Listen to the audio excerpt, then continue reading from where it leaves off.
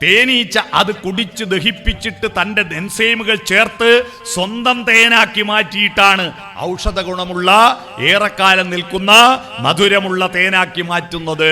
നമുക്ക് ഉപകാരപ്പെടുന്നത് പൂക്കളാണ് പുസ്തകങ്ങൾ. എന്തൊരു അത്ഭുതമാണെന്ന്. പടച്ചോന്റെ കുതിർത്ത് കാണാൻ നിങ്ങൾ വേറെ എടി പോണ്ട.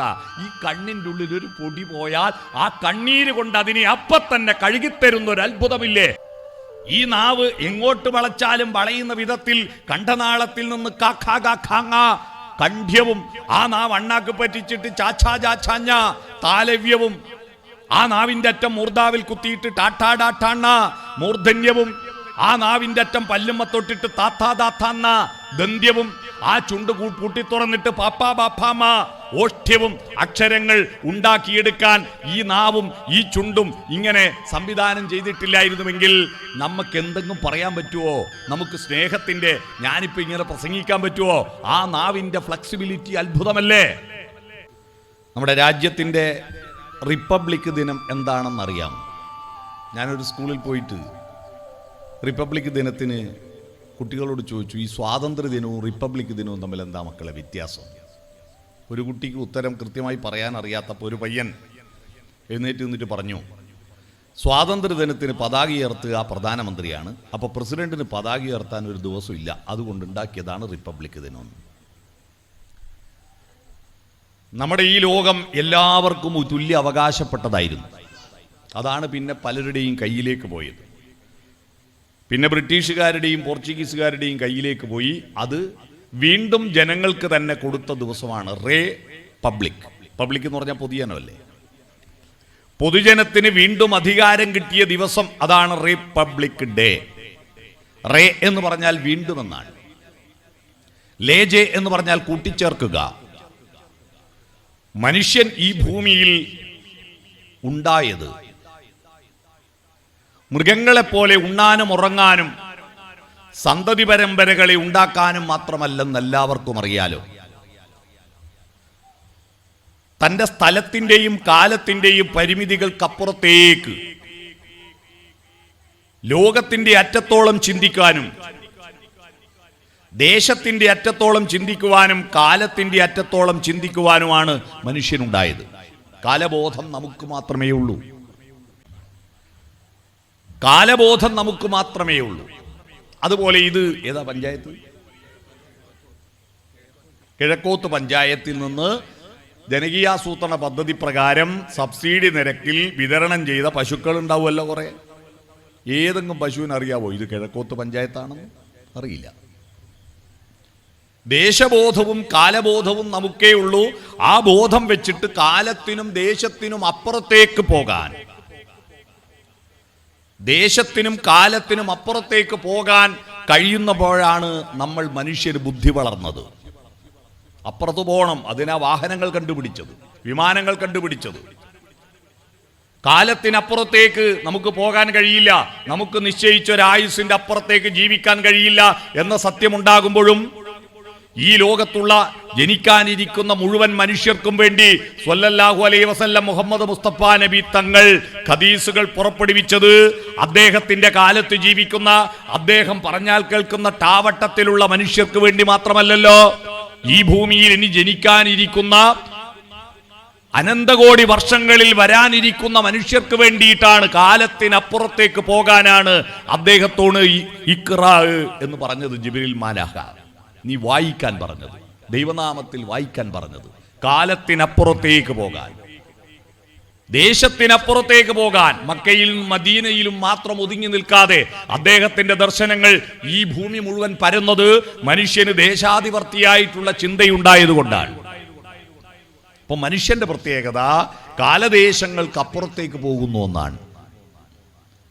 ഈ കാലദേശങ്ങൾക്കപ്പുറത്തേക്ക് നമ്മുടെ അസ്തിത്വത്തെ, നമ്മുടെ ഫിലോസഫിയെ, നമ്മുടെ തത്വശാസ്ത്രത്തെ, നമ്മുടെ അധ്വാനത്തെ, നമ്മുടെ നന്മയെ കൊണ്ടുപോകാൻ കഴിയുമ്പോഴാണ് മനുഷ്യനുണ്ടായത്. ആ മനുഷ്യൻ പക്ഷേ ആ ബുദ്ധി ഉപയോഗിച്ച് അവന്റെ ആന്തരികമായ അറിവുകൾ വളർത്തിയിട്ട് അത് ബാഹ്യമായ വെളിച്ചമാക്കി മാറ്റുന്നതിന് പകരം ആ ബുദ്ധി ഉപയോഗിച്ചിട്ട് തൻ്റെ സുഖസൗകര്യങ്ങൾ, ഭക്ഷണം എളുപ്പത്തിൽ ഉണ്ടാക്കാൻ, വസ്ത്രം എളുപ്പത്തിൽ ഉണ്ടാക്കാൻ, ധനം എളുപ്പത്തിൽ ഉണ്ടാക്കാൻ ഈ ബുദ്ധി ഉപയോഗിച്ചിട്ട് ശരീരത്തിന് വേണ്ടി ഉപയോഗിച്ചതാണ് ഈ ലോകത്ത് ഇബ്ലീസ് ഉണ്ടാകാൻ കാരണം. ഈ ലോകത്ത് മനുഷ്യരെ ഉണ്ടാക്കിയപ്പോ അവരെല്ലാം മലക്കുകളുടെ തുടർച്ചയായിട്ട് വരുമെന്നായിരുന്നു പടച്ചവൻ പ്രതീക്ഷിച്ചത്. മലക്കുകൾ ആദ്യം നെഗറ്റീവിൽ നിന്ന് ഫുൾ പോസിറ്റീവിലേക്ക് മാറി. ആദ്യത്തെ ഫുൾ നെഗറ്റീവാ, അത് ജിന്നുകളായിരുന്നല്ലോ. പിന്നിൽ നിന്ന് പിന്നെ ഉണ്ടാക്കിയത് ജിന്നുകളെ നശിപ്പിച്ചിട്ട് മലക്കുകളെ ഉണ്ടാക്കിയല്ലോ. മലക്കുകൾ എന്താ? ഫുൾ പോസിറ്റീവാ. ഈ ഫുൾ പോസിറ്റീവായാൽ എന്താ കുഴപ്പം? വിശേഷ ബുദ്ധി കുറവാ. എന്താ പറയുന്നത് അത് കേൾക്കൂ.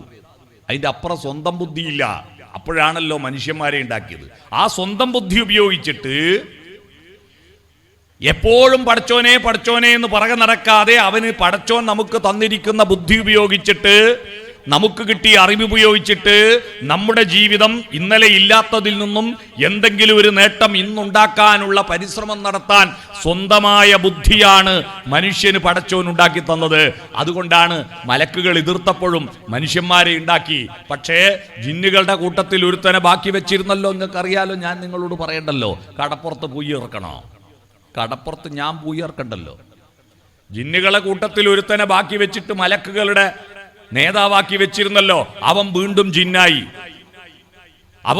ജിന്നായിട്ട് ഈ മനുഷ്യന്മാരുള്ളിടത്തോളം കാലം ഞാൻ ഈ മനുഷ്യന്മാരെ നശിപ്പിക്കാൻ അവന്റെ ഉള്ളിൽ കയറി കൂടുമെന്ന് പറഞ്ഞ ജിന്നാണല്ലോ ഇബ്ലീസ്. ഈ ഇബ്ലീസും മലക്കും മനുഷ്യരുമെല്ലാം വളരെ വലിയ പ്രത്യയശാസ്ത്രത്തിന്റെ, തത്വശാസ്ത്രത്തിന്റെ, ഫിലോസഫിയുടെ പ്രതീകാത്മകമായ കഥകളാണെന്ന് തിരിച്ചറിയുമ്പോഴാണ് നമ്മൾ അതിൻ്റെ ദർശനത്തിലേക്ക് പോകുന്നത്. നമ്മളുടെ ഗുരു ലഘു എന്നൊക്കെ കേട്ടിട്ടുണ്ടോ നിങ്ങൾ? ഗുരുത്വം എന്നെല്ലാം പറഞ്ഞിട്ടില്ലേ? ഗുരുത്വം ഇല്ലാതിരിക്കുന്നതാണ് ഗുരുത്വക്കേട് എന്ന് പറയാ. അതിന് കുരുത്തക്കേട് എന്നാ പറയാ. എന്താ ഈ ഗുരു? ഗുരു എന്ന് പറഞ്ഞാൽ വലുത്, ലഘു എന്ന് പറഞ്ഞാൽ ചെറുത്. മൃഗത്തിനും മനുഷ്യനും തമ്മിൽ അടിസ്ഥാനപരമായ വ്യത്യാസം ഏതാ ഗുരു ഏതാ ലഘു എന്നതിലാണ്. മൃഗങ്ങൾക്ക് ഗുരു ശരീരമാണ്, മനസ്സ് ലഘുവാണ്. മൃഗങ്ങൾക്ക് മനസ്സെല്ലാം ഉണ്ട്. മൃഗങ്ങൾക്ക് ബുദ്ധിയുണ്ട്, മനസ്സുണ്ട്. മൃഗങ്ങൾക്ക് കണക്കറിയോ? കൃത്യമായിട്ട് അറിയാം കണക്ക്. ഞാൻ തെളിവ് വരട്ടെ. നിങ്ങൾ റോഡിലൂടെ വണ്ടി ഓടിച്ചു പോകുമ്പോൾ, ഒരു ബൈക്ക് ഓടിച്ചു പോകുമ്പോൾ റോഡിൻ്റെ പകുതിക്ക് ഇപ്പുറത്തൊരു പട്ടി കിടക്കുന്നു. പട്ടി കിടക്കുന്നുണ്ടെങ്കിൽ ബൈക്കിന് പോകേണ്ട സ്ഥലം അതിൻ്റെ അപ്പുറത്തുണ്ട്. പട്ടി അനങ്ങൂല, കിടന്നിടത്ത് കിടക്കും. അതിന് കണക്കറിയാലോ, ഇത്ര വീതിയേ ഉള്ളൂ ആ വണ്ടിക്ക് എന്ന് കണക്കറിയാലോ. എന്നാൽ ഒരു ലോറി വന്ന് നോക്കട്ടെ. ലോറിക്ക് വീതി ജാസ്തി ഉണ്ടെന്ന് പട്ടിക്ക് മനസ്സിലായിട്ടാണ് പട്ടി എഴുന്നേറ്റ് മാറിക്കൊടുക്കുന്നത്. അപ്പോൾ കണക്ക് പട്ടിക്കറിയാലോ. അതിനും മനസ്സുണ്ട്. പക്ഷെ ആ മനസ്സാണോ പ്രധാനം, ശരീരമാണോ പ്രധാനം? ഒരു പശുവിന് മൂത്രമൊഴിക്കാൻ ചാണകമിടണമെന്ന് തോന്നിയാൽ, ശരീരത്തിന് അതിൻ്റെ ചോദനയുണ്ടായാൽ മനസ്സ് പറയാ പറ്റില്ല, ഇത് ആൾക്കൂട്ടമാണ്, തെരുവാണ്, ഇവിടെ ഇത് ODF പഞ്ചായത്താ. ഈ പഞ്ചായത്ത് ODF ആയോ? ഓപ്പൺ ഡെഫിക്കേഷൻ ഫ്രീ, വെളിയുടെ വിസർജനം നിരോധിച്ച പഞ്ചായത്താണ്, ഇവിടെ പറ്റില്ല, ആലെ ചെല്ലട്ടെ എന്ന് മനസ്സ് അതിനോട് പറഞ്ഞിട്ട് ശരീരത്തെ അടക്കി വെക്കാനുള്ള കഴിവ് മൃഗങ്ങൾക്കില്ല.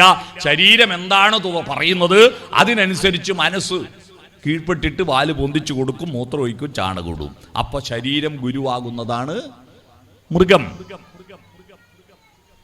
നമുക്കത് പറ്റില്ല. നമുക്കും ചോദനകളിൽ നമുക്കെല്ലാം ഉണ്ടാവുമല്ലോ. നമ്മുടെ ശരീരവും മൃഗത്തിൻ്റെ തന്നെയാ, അല്ലേ? മൃഗത്തിൻ്റെതായ എല്ലാ സ്വഭാവവിശേഷവും നമ്മുടെ ശരീരത്തിനുണ്ട്. മൃഗത്തിനും 2 കണ്ണ, നമുക്കും 2 കണ്ണ.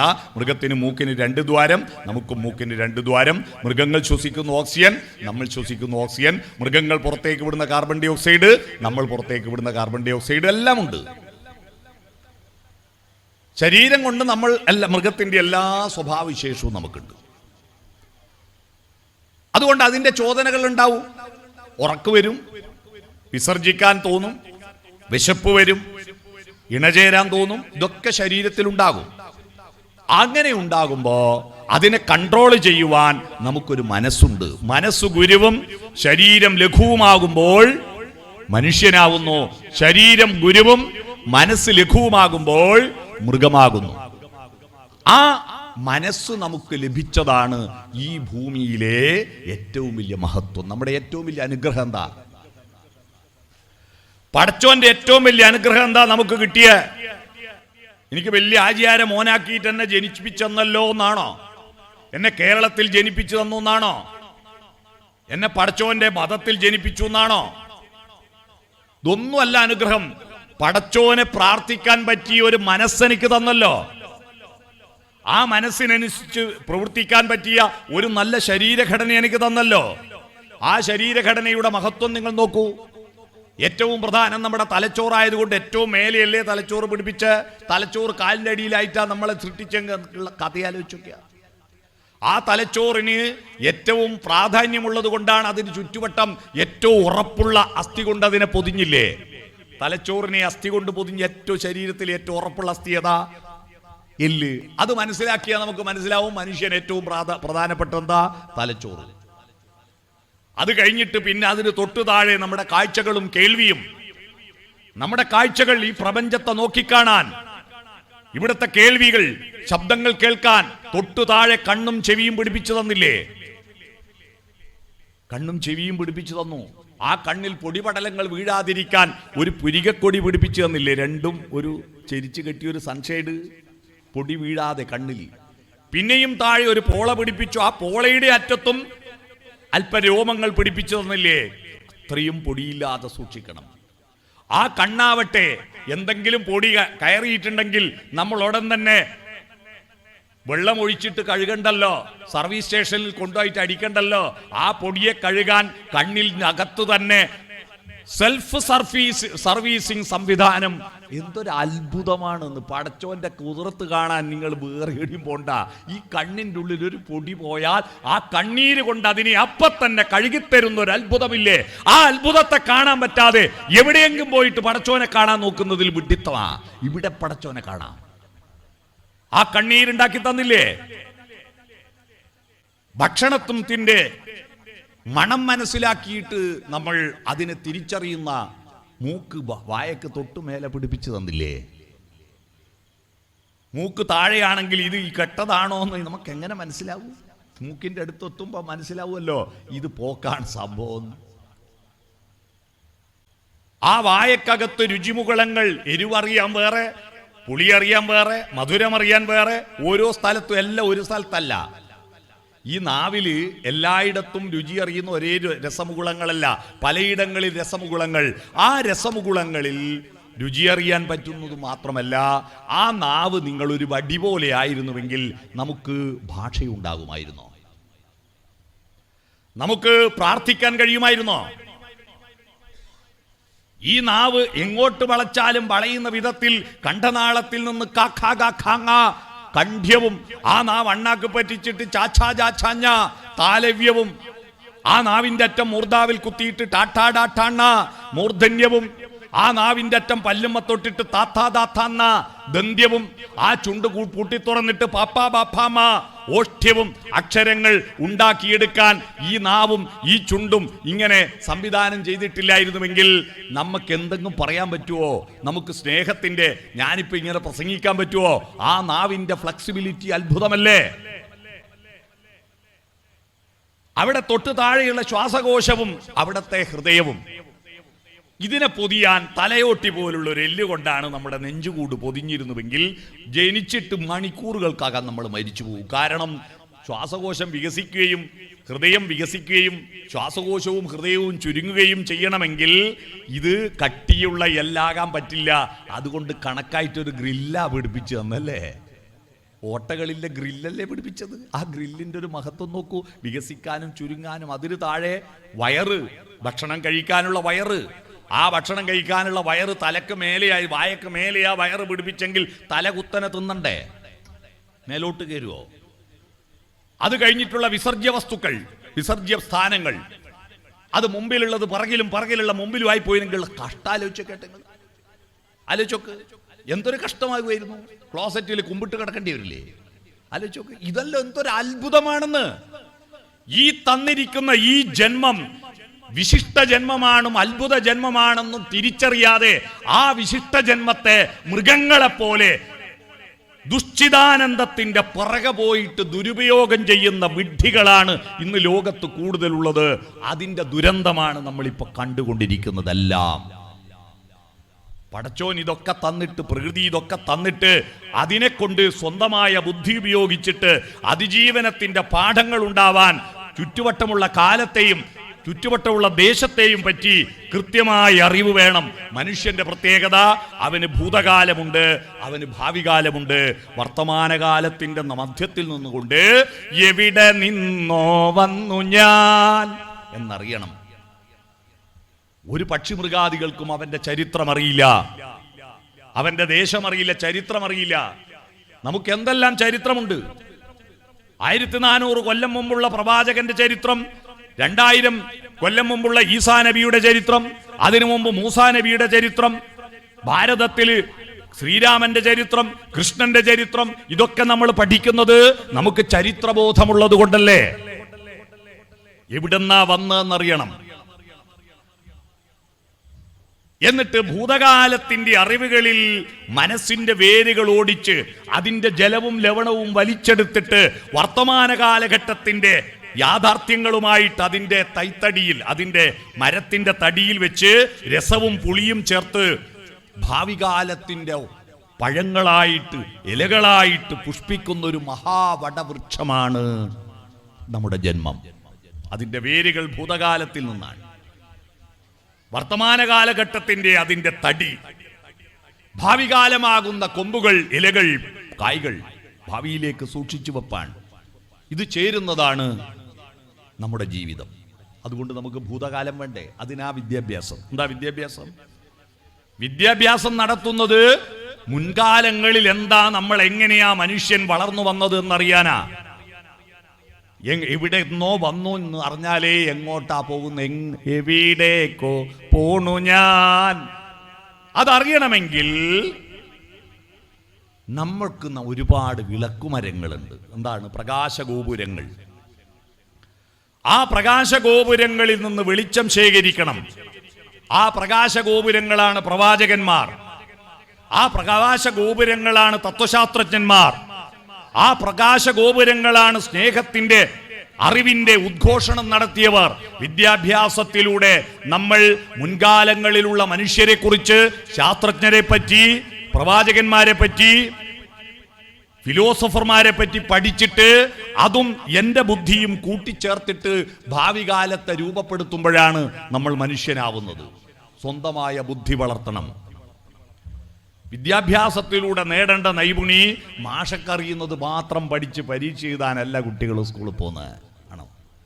ഒരു കുട്ടിയെ ചോദ്യം ചോദിച്ചിട്ട് ഉത്തരം അറിയാത്തേറ്റ് മാഷ് ക്ലാസ്സിൽ നിന്ന് പുറത്താക്കി, വീട്ടിലെത്തി പുറത്താക്കി എന്നെ എന്ന് പറഞ്ഞപ്പോൾ അച്ഛൻ എന്താ നീ ചോദിച്ചിട്ട് ഉത്തരം പറയാഞ്ഞെന്ന് ചോദിച്ചപ്പോൾ ആ കുട്ടി പറഞ്ഞു, ഉത്തരം കൃത്യമായിട്ട് മാഷക്കറിയാം, പിന്നെ എന്നോട് ചോദിക്കേണ്ട ആവശ്യമുണ്ട്.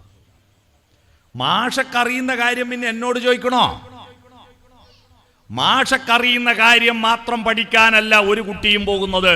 മാഷക്കറിയാത്ത കാര്യം ചിന്തിക്കാൻ കരുത്തുണ്ടാകുമ്പോഴാണ് ഒരു നല്ല അധ്യാപകൻ ഉണ്ടാകുന്നത്, നല്ല വിദ്യാർത്ഥി ഉണ്ടാകുന്നത്. കുട്ടികളിൽ അധ്യാപകൻ അറിയാത്ത കാര്യങ്ങൾ ചിന്തിക്കാൻ പ്രേരിപ്പിക്കുമ്പോഴാണ് ഒരാൾ നല്ല അധ്യാപകനാവുന്നത്. ഒന്നും രണ്ട് എന്ന് കാലാകാലങ്ങളായി നമ്മൾ പഠിക്കുക, കാലാകാലങ്ങളായി പഠിക്കുക ഒന്നും രണ്ട് എന്ന്. എന്നാൽ ഒരു കുട്ടി പറഞ്ഞു, അതെങ്ങനെയാ ശരിയാവുക? അങ്ങുന്നൊരു പുഴ വരുന്നു, ഇങ്ങുന്നൊരു പുഴ വരുന്നു, രണ്ട് പുഴയും ഒത്തുചേരുന്നു. ഒത്തുചേർന്നതിന് ശേഷം പിന്നെ വലിയ പുഴയല്ലാതെ രണ്ട് പുഴയില്ലല്ലോ. അപ്പൊ ഒന്നും കൂട്ടിയാ ബിമ്മണി വലിയ ഒന്നല്ലേ എന്ന് മറുപടി പറഞ്ഞപ്പോൾ വൈക്കം മുഹമ്മദ് ബഷീർ ലോകത്തിന്റെ മുന്നിൽ അറിയപ്പെടുന്ന തത്വശാസ്ത്രജ്ഞനായി മാറി, നമ്മുടെ അഭിമാനമായി മാറി. അല്ലാതെ ഒന്നും രണ്ട് റെഡി എന്ന് പറഞ്ഞ് പോയിരുന്നുവെങ്കിൽ, അങ്ങനെയുള്ള മനസ്സായിരുന്നെങ്കിൽ ബഷീർ നമുക്കറിയപ്പെടില്ല. സ്വന്തമാം ബുദ്ധിയില്ലാത്തോൻ അന്തമന്യേ പഠിക്കലും ശാസ്ത്രാർത്ഥമറിയാ കയ്യില് കറി സ്വാദ് കണക്കിനെ എന്നൊരു ചൊല്ലുണ്ട്, കേട്ടിട്ടുണ്ടോ?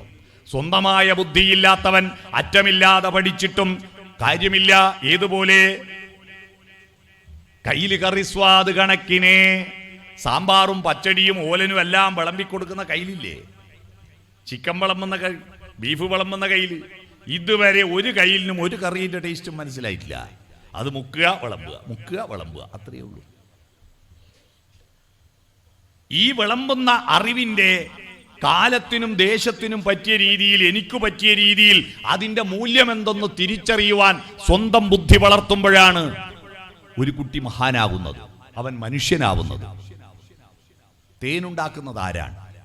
നിങ്ങൾ ആലോചിച്ച് നോക്കൂ. എല്ലാവരുടെയും മനസ്സിൽ ഇപ്പോൾ വന്നിരിക്കുന്നത് തേനീച്ച എന്ന മറുപടിയല്ലേ? അല്ലേ? തേനുണ്ടാക്കുന്ന ആരാ? തേനീച്ച. തെറ്റാണ്, തെറ്റാണ്. ഇന്നോളം തേനീച്ച ഒരു തുള്ളി തേനുണ്ടാക്കിയിട്ടില്ല. തേനീച്ച അത് കലക്ട് ചെയ്ത് കൊണ്ടുപോയി വെക്കല. തേനുണ്ടാക്കാൻ പൂക്കൾക്കേ കഴിയൂ, പൂക്കൾക്കേ കഴിയൂ. ആ പൂക്കളിലെ തേന് ഈ മണ്ണിൽ വീണടിഞ്ഞിട്ടും ഈ മണ്ണിന് മധുരമില്ലല്ലോ. എത്ര പൂക്കൾ ഈ ഭൂമിയിൽ! കോടാനുകോടി പൂക്കളുണ്ട്, അതിലെല്ലാം തേനുമുണ്ട്. ആ പൂക്കളിലെ തേനിൽ കേവലം 20% തേന് മാത്രമേ വണ്ടും തേനീച്ചയും ഉറുമ്പും കുടിക്കുന്നുള്ളൂ. ബാക്കി മുഴുവൻ മണ്ണിൽ തൂവിപ്പോകുന്നുണ്ട്. ഇത് ഒരു ദിവസമല്ലല്ലോ തോന്നുന്നത്, കോടാനുകോടി വർഷമായിട്ട് മനുഷ്യനുണ്ടാകുന്നതിന് മുമ്പ് പൂക്കളുണ്ട് ഈ ഭൂമിയിൽ. ആ പൂക്കൾ മുഴുവൻ ഈ മണ്ണിൽ വീണിട്ടും എന്തേ മണ്ണിന് മധുരമില്ലാത്തത്? ഈ തേനിന് 1-2 ദിവസമേ ആയുസുള്ളൂ, കെട്ടുപോകും. ഏതൊരു ഭക്ഷണ പദാർത്ഥം പോലെ തേന് 2 ദിവസം കൊണ്ട് കെട്ടുപോകും. അപ്പൊ നമുക്ക് കിട്ടുന്ന തേന് കെട്ടുപോകുന്നില്ലല്ലോ. അത് തേനീച്ച ആ തേന് ശേഖരിച്ച് അപ്പടി തേൻവലിയിൽ കൊണ്ടുപോയി വെച്ചിരുന്നുവെങ്കിൽ ആ തേനിന് 2 ദിവസത്തെ ആയുസേ ഉള്ളൂ. എന്നാൽ തേനീച്ച അത് കുടിച്ച് ദഹിപ്പിച്ചിട്ട് തന്റെ എൻസൈമുകൾ ചേർത്ത് സ്വന്തം തേനാക്കി മാറ്റിയിട്ടാണ് ഔഷധ ഗുണമുള്ള, ഏറെക്കാലം നിൽക്കുന്ന, മധുരമുള്ള തേനാക്കി മാറ്റുന്നത്. നമുക്ക് ഉപകാരപ്പെടുന്നത് പൂക്കളാണ്. പുസ്തകങ്ങൾ, പുസ്തകങ്ങൾ പൂക്കളാണ്. അതിലെ അറിവുകളാണ് തേന്.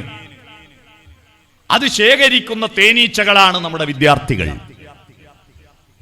ആ അറിവ് ശേഖരിച്ച് ആ അറിവ് സ്വന്തം ബുദ്ധിയും സ്വന്തം അനുഭവവും സ്വന്തം വികാരങ്ങളും സ്വന്തം സംസ്കാരവും ഇതിൽ ചാലിച്ചു ചേർത്തിട്ട് ഓരോ അറിവിനെയും സ്വന്തം അറിവാക്കി മാറ്റിയെടുക്കാൻ കഴിഞ്ഞപ്പോഴാണ് ആ അറിവുകൾ തേനുപോലെ ഏറെക്കാലം നിൽക്കുന്നതും ഔഷധ ഗുണമുള്ളതാകുന്നതും നമുക്ക് പിൽക്കാലത്ത് ഉപകാരപ്പെടുന്നതും.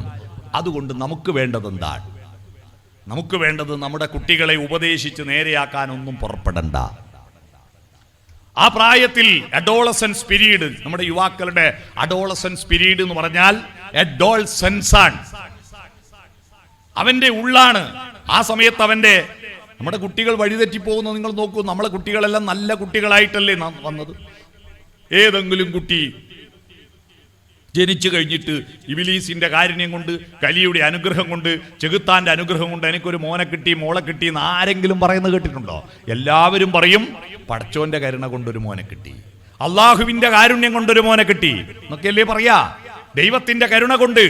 അപ്പൊ കുട്ടികളെല്ലാം ദൈവത്തിന്റെ മക്കളല്ലേ? നിങ്ങളുടെ അടുത്ത് കൊടുത്തയച്ച ദൈവം നിങ്ങളൊരാളെ ഒരു സ്ഥലത്തേക്ക് പറഞ്ഞയക്കുന്നു. ആ പറഞ്ഞയക്കുമ്പോ അയാളെ കയ്യിൽ നിങ്ങൾ കൊടുത്തേൽപ്പിക്കുന്നത് നിങ്ങളുടെ കയ്യിലുള്ള പണമോ, നിങ്ങളുടെ കയ്യിലുള്ള സഞ്ചിയോ, നിങ്ങളുടെ കയ്യിലുള്ള കവറോ ആയിരിക്കുമല്ലോ. നിങ്ങളെ കയ്യിലില്ലാത്ത തരൂല്ലല്ലോ. പടച്ചോൻ നമ്മുടെ അടുത്തേക്ക് കുട്ടികളെ അയക്കുമ്പോ പടച്ചോന്റെ കയ്യിലുള്ളതല്ലേ തരൂ? പടച്ചോന്റെ കയ്യിൽ തോന്നിയാസുണ്ടോ? തോന്നിയാസം ഉണ്ടെങ്കിൽ അത് പടച്ചോനല്ലല്ലോ. പടച്ചോൻ നമ്മുടെ അടുത്തേക്ക് മക്കളെ അയക്കുമ്പോ നന്മകളുടെയും ധാർമ്മികതയുടെയും മൂല്യത്തിന്റെയും കവറുകളാണ് നമ്മുടെ കുട്ടികളെ കയ്യിൽ കൊടുത്തയക്കുന്നത്. എല്ലാ കുട്ടിയും ജനിക്കുന്നത് ശ്രീനാരായണ ഗുരുവിന്റെ ഒരു വാക്കുണ്ട്, ഓർമ്മയുണ്ടോ? എല്ലാവരും മനസ്സിലാക്കേണ്ടതാണ്. എല്ലാ കുട്ടികളും ഇന്ന് ശിശുദിനത്തിൽ അറിയണം നമ്മൾ. മനുജാകൃതി പുണ്ട ദൈവമോ പരമേശ പവിത്രപുത്രനോ കരുണാവാൻ നബി മുത്തുരത്നമോ. കൃഷ്ണനായി അവതരിച്ച ഭഗവാൻ, കർത്താവിന്റെ പുത്രനായ യേശുദേവൻ സ്വല്ലല്ലാഹു അലൈഹി വസല്ലം മുഹമ്മദ് മുസ്തഫ നബി തങ്ങൾ. എല്ലാ കുട്ടിയും ഉണ്ണിക്കണ്ണനായിട്ടോ ഉണ്ണി യേശുവായിട്ടോ മുത്തുനബിയായിട്ടോ ജനിക്കുന്നു. ഏത് കുട്ടി? ഇന്ന് ആ പെൺകുട്ടിയെ ഭീകരമായി ആക്രമിച്ചു കൊന്ന, എന്താ അതിന്റെ പേര്, വധശിക്ഷക്ക് വിധിക്കപ്പെട്ട ഒരു പ്രതി ഉണ്ടല്ലോ, അസ്ലമോ അൽഫാൽ, അസ്വാദ് ആലം. ഇവൻ ജനിക്കുമ്പോ ദുഷ്ടനായിട്ടാ ജനിച്ച? അല്ലല്ലോ. അവൻ ജനിക്കുമ്പോ ദുഷ്ടനായിട്ട് ജനിച്ചിട്ടില്ല. അവൻ ജനിക്കുമ്പോഴും ദൈവത്തിന്റെ മകനായിരുന്നു. സൗമ്യയെ കൊന്ന ഗോവിന്ദച്ചാമി ദൈവത്തിന്റെ മകനായിരുന്നു. തടിയന്റെ അവിടെ നസീർ, ഇല്ലേ, ഭീകരവാദിയായിട്ട് ജയിലിൽ കിടക്കുന്നത്, അയാള് ദൈവത്തിന്റെ മകനായിട്ട് ജനിച്ചതല്ലേ? ഏത് ഭീകരവാദിയും ഏത് വൃത്തികെട്ടവനും ജനിക്കുമ്പോൾ നല്ല കുട്ടിയാ. അവൻ ജനിച്ചുടനെ നമ്മളോട് വിളിച്ചു പറയുന്നത് നിങ്ങൾ കേട്ടിട്ടുണ്ടോ? നമ്മൾ പറയുന്നു കുട്ടി കരയുന്ന. ജനിച്ചുടനെ കുട്ടി എന്തിനാ? സാധാരണ നമ്മൾ കരയെന്തിനാ? സങ്കടം കൊണ്ടോ ഭയം കൊണ്ടോ പേടിച്ചിട്ടൊക്കെ അല്ലേ ഒരു കുട്ടി ജനിച്ചുടനെ കരയുന്നത്? ഹമാസിലെ കുട്ടികളെ ബോംബെറിഞ്ഞ് കൊന്നല്ലോ എന്ന് ആലോചിച്ചിട്ട് കരയോ കുട്ടി? ഇല്ല, കുട്ടിക്ക് അറിയില്ലല്ലോ അത്. ഹമാസിൽ ബോംബ് വീണ് മരിച്ച കുട്ടിക്ക് അല്ലാഹു ആരെന്നറിയില്ല, നിത്യാഹു ആരെന്നറിയില്ല, യഹോവ ആരെന്നറിയില്ല. ആ കുട്ടികൾ ഈ ലോകത്തിന് പോസിറ്റീവ് എനർജിയുമായിട്ട് വന്നതാ. അവൻ ഭയന്നിട്ട് മുല്ലപ്പെരിയാർ ഡാം പൊട്ടുമെന്ന് പേടിച്ചിട്ട് കരഞ്ഞതല്ല. അവൻ ജനിച്ച ഉടനെ കരയുന്നത്, അവൻ വിളിക്കുക ഉപ്പ, ഉമ്മ, അമ്മേ, അച്ഛ, പഞ്ചായത്ത് മെമ്പറെ, മുനിസിപ്പൽ ചെയർമാനെ, ഓടിവാ, ഞാനിതാ പാട്ടുപാടാൻ കണ്ഠം കൊണ്ടുവന്നിട്ടുണ്ട്, ചിത്രം വരയ്ക്കാൻ വിരലുകൾ കൊണ്ടുവന്നിട്ടുണ്ട്, കവിത എഴുതാൻ വിരലുകൾ കൊണ്ടുവന്നിട്ടുണ്ട്, സ്നേഹിക്കാൻ ഹൃദയം കൊണ്ടുവന്നിട്ടുണ്ട്, ചിന്തിക്കാൻ തലച്ചോറ് കൊണ്ടുവന്നിട്ടുണ്ട്, അധ്വാനിക്കാൻ കൈകൾ കൊണ്ടുവന്നിട്ടുണ്ട്, നൃത്തം ചെയ്യാൻ കാലുകൾ കൊണ്ടുവന്നിട്ടുണ്ട്. അരുവാങ്ങും ഇന്നരുവാങ്ങും ആരാമത്തിന്റെ രോമാഞ്ചം. ഇതാണ് അവന്റെ വിളി. നമ്മുടെ ജോലി അത് ഏറ്റുവാങ്ങലാണ്. അവന്റെ വായിൽ മധുരം തേച്ചു കൊടുക്കുമായിരുന്നു പണ്ട്. ജനിച്ച ഉടനെ കുട്ടിക്ക് തോന്നുക ഈ ലോകം കൊള്ളാലോ, മധുരം ഉണ്ടല്ലോ. തേനും വയമ്പും പണ്ട് പരട്ടി കൊടുക്കും. ഇപ്പോഴുണ്ട് അല്ലേ തേന്, കൊള്ളാലോ. ഇപ്പൊ പലരും അത് ചെയ്യുന്നില്ല. എന്താ? ഒരു കുത്തങ്ങ് വെച്ചു. പ്രതിരോധ വാക്സിനേഷൻ നിർബന്ധമായി കൊടുക്കണം. പക്ഷേ അതാണ് ആദ്യം കൊടുക്കുന്നത്. ആദ്യം കൊടുത്താൽ കുട്ടിക്ക് തോന്നുക ഇവരെല്ലാം എന്നെ കുത്താൻ വന്ന ഇബിലീസുകളാണ് തോന്നുക. കുത്തങ്ങ് വെച്ചു കൊടുക്കുമ്പോ കരയാൻ. First impression is the waste ഇംപ്രഷനായി മാറും. First impression is the best impression ആവണം. ആ കുട്ടിയുടെ ഉള്ളിൽ നെഗറ്റീവാ കൂടുന്ന. ആ നെഗറ്റീവ് പിന്നെ വളർന്ന് ഈ ലോകം മുഴുവൻ എന്നെ കൊല്ലാമെന്ന, എല്ലാവരും എന്നെ പറ്റിക്കാമെന്ന എന്നാണ്. ഞാൻ രാത്രിയിൽ വളരെ വൈകിട്ട് എപ്പോഴും പോകുന്ന ഒരാളാ. ഇനിയിപ്പോ ഇന്ന് വീട്ടിലെത്തുമ്പോൾ 3 മണിയാവും. ഞാൻ വണ്ടിയും കൊണ്ടുപോകുമ്പോൾ രാത്രിയിൽ പലരും വഴിയിൽ ഇങ്ങനെ വണ്ടി കിട്ടാതെ കാത്തു നിൽക്കും. ആരെ ആയാലും ഞാൻ വണ്ടി നിർത്തിയിട്ട് എടുക്കും. അതിനെപ്പറ്റി എന്നെ വണ്ടിയിൽ ആദ്യം കയറിയ ആൾ പറയും ആരും വിശ്വസിച്ചൂടാ, അങ്ങനെ നിർത്തിക്കൂടാന്ന്. ഓനെ കയറ്റിയാൽ പിന്നെ ഓൻ പറയും ഇനി ആരും എടുക്കരുതെന്ന്. എൻ്റെ നാട്ടുകാർ പറയും നീ ഇങ്ങനെ എല്ലാവരും കയറ്റിയിട്ട് എങ്ങനെയുള്ള ആളാണെന്നറിയില്ലല്ലോ. ഞാൻ പറയാ 1000-ൽ ഒരാൾ പോലും ഇല്ല വൃത്തികെട്ട ആളുകൾ. ഒരാൾ പോലും ഇല്ല. ആ ഒരാൾ ഉണ്ടെന്ന് കൂട്ടിക്കോ. ആ ഒരാൾക്ക് വേണ്ടി ബാക്കി 999 ആളെയും നമ്മൾ സംശയിക്കലല്ലേ? അത് വൃത്തികെട്ട സ്വഭാവമല്ലേ അത്? ഏതെങ്കിലും ഒരാൾ എന്തെങ്കിലും ഉണ്ടെന്ന് കരുതിയിട്ട് ബാക്കിയെല്ലാം മോശമാണ് എന്ന് തെറ്റിദ്ധരിക്കുന്ന മനോഭാവം നമ്മളിൽ ഇവിടെ വന്നോ? നമ്മുടെ ഉള്ളിൽ നെഗറ്റീവാ കൂടിയേ. നമ്മുടെ മനസ്സിൽ നെഗറ്റീവ് ഉണ്ടോ പോസിറ്റീവ് ഉണ്ടോ എന്ന് ഞാനിപ്പോൾ കണ്ടെത്തി തരട്ടെ. നിങ്ങളിതാ കോട്ടക്കൽ മിംസിലുണ്ട് ഒരു സ്കാനിങ്. നിങ്ങൾ അവിടെ കിടത്തിയിട്ട് തലയിൽ വയറെല്ലാം പിടിപ്പിച്ച് ന്യൂറോ സർജൻ കുറേ ചോദ്യങ്ങൾ ചോദിക്കും. ആ ചോദ്യങ്ങൾ ചോദിക്കുമ്പോൾ നിങ്ങളെ കുറേ പേടിപ്പിക്കും. നിങ്ങളോട് മറുപടി പറയുമ്പോൾ നിങ്ങളുടെ തലച്ചോറിൻ്റെ പ്രവർത്തനങ്ങൾ രേഖപ്പെടുത്തിയിട്ട് നിങ്ങൾ നെഗറ്റീവാണോ പോസിറ്റീവാണോ കണ്ടെത്തി തരും. നിങ്ങൾ 3300 റുപ്യ സ്കാനിങ്ങിന് പോന്നോ? 3300 ചിലവാക്കാൻ പറ്റുന്നില്ലെങ്കിൽ ഞാനക്ക് മൂപ്പനല്ലേ ആസാദ് മൂപ്പൻ എനിക്ക് കമ്മീഷൻ തന്നിട്ടൊന്നും അല്ല കേട്ടോ. നിങ്ങൾ അവിടെ പോണ്ട, ഞാനിപ്പം കണ്ടെത്തി തരാം നിങ്ങളുടെ മനസ്സിൽ നെഗറ്റീവാണോ പോസിറ്റീവാണോ. പക്ഷെ ഒറ്റ വ്യവസ്ഥ, 1/2 മിനിറ്റ് നിങ്ങൾ ഞാൻ പറയുന്ന അനുസരിക്കണം. എന്താ വേണ്ടത്? 1 ക്ലാസ്സിലെ കുട്ടിയായിട്ടിരിക്കുക കുറച്ചു നേരം. നിങ്ങൾ പല ഉസ്താദും മൊയ്ലിയാറും കുടുംബനാഥനും ബിസിനസ്സുകാരനും മാഷന്മാരെല്ലാം ഉണ്ടാവും. അതൊന്നുമല്ല, ഞാൻ വെറും 1 ക്ലാസ്സിലാന്ന് വിചാരിക്കുക. എന്നിട്ട് ഞാനൊരു വാക്ക് പറയും, തൊട്ടടുത്ത വാക്ക് നിങ്ങൾക്ക് എന്താ തോന്നി അത് വിളിച്ചു പറയാം. ഇത്രയേ വേണ്ടൂ. ഞാൻ പറയുന്നതിൻ്റെ തൊട്ടടുത്ത വാക്ക് നിങ്ങളെ തലയിൽ എന്താ വന്ന് അപ്പം വിളിച്ചു പറയണം. അല്ലാതെ അത് പറഞ്ഞാൽ ഇപ്പോൾ കുഴപ്പമാവുമോ ഒന്നൊന്നും ആലോചിക്കരുത്. ഒന്നും ആലോചിക്കാണ്ട് പറയാൻ തയ്യാറുണ്ടെങ്കിൽ 3300 ലാഭാക്കി തരാം. വേണോ? റെഡിയാണോ? റെഡിയല്ലേ? അപ്പൊ ഞാൻ വാക്ക് പറയട്ടെ. തൊട്ടടുത്ത വാക്ക് ഒട്ടനെ പറയട്ടെ. ഒരു കാലത്തും നന്നാവില്ല, ഗുണം പിടിക്കൂല. കണ്ട നെഗറ്റീവാ. ഇനി പോണ്ട, മീംസ് പോണ്ട. നന്നാവൂല എന്ന് തന്നെയാ മനസ്സിലുള്ളേ. പിന്നെ ഏടിയ നന്നാവുക? ഞാൻ ഉദ്ദേശിച്ചത് ഒരു കാലത്തും മറ്റേ കാലത്തൂല എന്നാ. ഒരു കാലത്തും മറ്റേ കാലത്തൂല. മനസ്സിലായോ? ഒരു കാലത്തും നന്മ നശിക്കില്ല എന്ന് പറഞ്ഞോ? ഒരു കാലത്തും ഭൂമി നശിക്കില്ലെന്ന് പറഞ്ഞോ?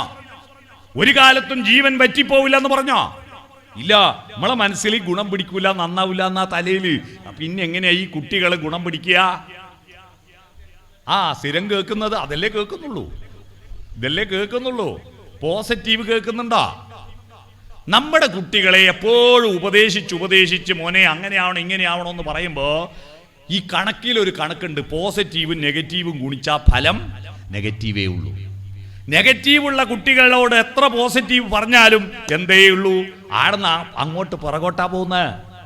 എന്ന് പറഞ്ഞാൽ ഒരു കുട്ടിയെ മുന്നോട്ട് നയിക്കാൻ അവൻ എവിടെ നിൽക്കുന്നു എന്നതാ ചോദ്യം. ഒരു കുട്ടിയെ നിങ്ങൾ മുന്നോട്ട് നയിക്കണം. എങ്ങോട്ടാ?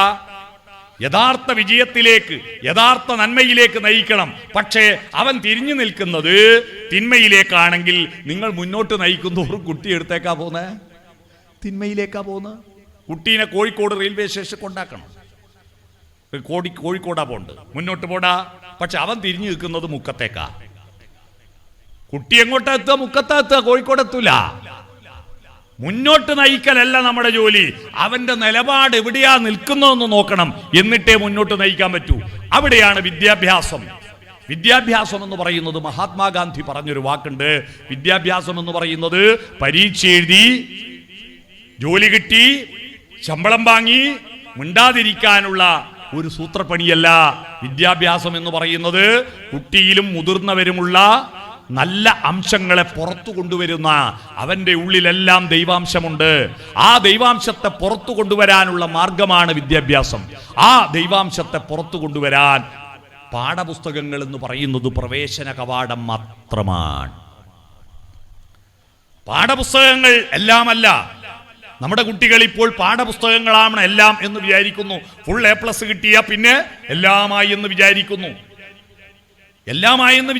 Full A+. ഈ പ്ലസ് എന്ന ചിഹ്നത്തിന്റെ അർത്ഥം ഞാൻ നേരത്തെ പറഞ്ഞില്ലേ, കാലത്തിനും ദേശത്തിനും അപ്പുറത്തേക്ക് പോകാൻ. കാലത്തെ നമ്മൾ ഗ്രാഫ് വരയ്ക്കുമ്പോൾ കുത്തനെ വര Y ആക്സിസ്, ബലങ്ങനെ വര X ആക്സിസ്, കാലം Y ആക്സിസ്, ദേശം X ആക്സിസ്, അതാണ് പ്ലസ്. കാലദേശങ്ങൾക്കപ്പുറത്തേക്ക് സ്വന്തമായി വണ്ടി ഓടിക്കാനുള്ള കരുത്ത് കൊടുക്കണം അവന്. അവന്റെ ജീവിതം എല്ലാ കാലത്തും അവന്റെ കൂടെ ഉപ്പയുണ്ടാവില്ല, ഉമ്മയുണ്ടാവില്ല. അവന്റെ ജീവിതം ഒറ്റക്കാവുമ്പോൾ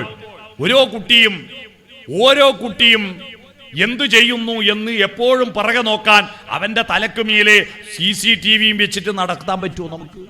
നമുക്ക് എപ്പോഴും നമ്മുടെ കുട്ടി വീട്ടിൽ നിന്ന് പുറപ്പെട്ടാൽ എന്താ ചെയ്യുന്നത്, എന്താ കഴിക്കുന്നത്, എവിടെ പോകുന്നു, എന്തു പറയുന്നു എന്ന് നിരന്തരം നമുക്ക് അവനെ വീക്ഷിക്കാൻ ഒരു സംവിധാനവും ഇല്ല. എല്ലാ കുട്ടീൻ്റെ തലയിലെ മേലെ CCTV വെക്കാൻ പറ്റില്ലല്ലോ. അപ്പൊ പിന്നെ എന്താ മാർഗം?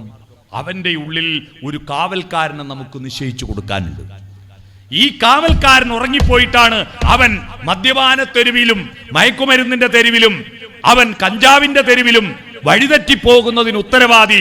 അവന്റെ ഉള്ളിലെ കാവൽക്കാരനെ ഉണർത്തുന്നതിൽ നമ്മുടെ വിദ്യാഭ്യാസവും നമ്മുടെ കുടുംബത്തിലും പരാജയപ്പെട്ടു എന്നതാണ്. സ്കൂൾ വിദ്യാഭ്യാസമല്ല എല്ലാം. സ്കൂളിൽ കുട്ടി ഇരിക്കുന്നത് 6 മണിക്കൂറാ, അല്ലേ? 6 മണിക്കൂറാ. 24 മണിക്കൂറിൽ 6ഉം സ്കൂളിൽ പോവാനും വരാനും ഒരു 2 മണിക്കൂർ കുട്ടിക്കോ. 8ഉം കഴിച്ചിട്ട് 16 മണിക്കൂർ കുട്ടി വീട്ടിലാണ്. ആ വീടാണ് യഥാർത്ഥത്തിൽ കുട്ടിയുടെ വ്യക്തിത്വം വളർത്തുന്ന സർവകലാശാല. ആ വിദ്യാഭ്യാസത്തിന്റെ തുടർച്ച മാത്രമാണ് സ്കൂൾ വിദ്യാഭ്യാസം. അതുകൊണ്ട് സ്കൂളിൽ കൊണ്ടേ ചേർത്തു, റേഷ്യൽ പേരെഴുതി, പുസ്തകം വാങ്ങിക്കൊടുത്തു, ഫീസ് അടച്ചു. ഇനി മാഷന്മാരാവട്ടെ പാഠപുസ്തകമാകട്ടെ എന്ന് പറഞ്ഞിട്ട് കൈ കഴുകി മാറി നിൽക്കുന്ന രക്ഷിതാക്കളാണ് ഈ കുട്ടികൾ. ഇത്രയും വിവരമുള്ള കുട്ടികളും വഴിതെറ്റി പോകുന്നതിന് ഉത്തരവാദി ആ കുട്ടിയല്ല, നമ്മൾ രക്ഷിതാക്കളാണ്, നമ്മുടെ കുടുംബമാണ്. ആ കുടുംബത്തിന്റെ ധർമ്മം നിർവഹിക്കാത്തതാണ് നമ്മൾ മാറി നിൽക്കുക.